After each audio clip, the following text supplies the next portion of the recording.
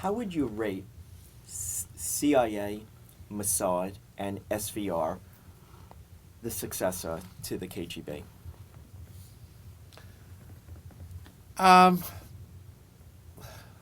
Well, CIA is clearly a very capable service, but it's very big.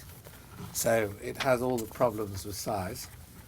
And, the problems of size, for me, smaller is beautiful and works better.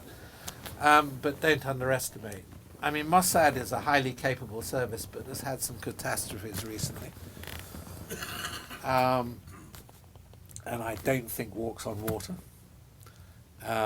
And is, as it were, burdened with the problems of Israel-Palestine.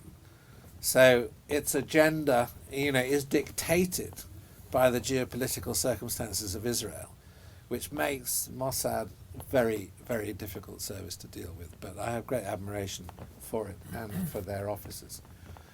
And I mean, the SVR is an expression of Russian nationalism, and think about Russian history rather than think about the Soviet state.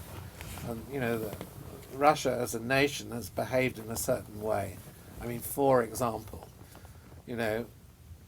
Russia strengthens itself by weakening the countries on its periphery, which means clandestine interference, whether it's in Georgia, Ukraine, the Baltic Republic. So, I mean, the SVR are doing, what the Russian state has done since the 17th century in one way or another. And I think it's important when you think about Russia, think about Russian history rather than to think about the brief history of the Soviet Union, because the problems of Russia are much more profound than the problems of the post-communist state.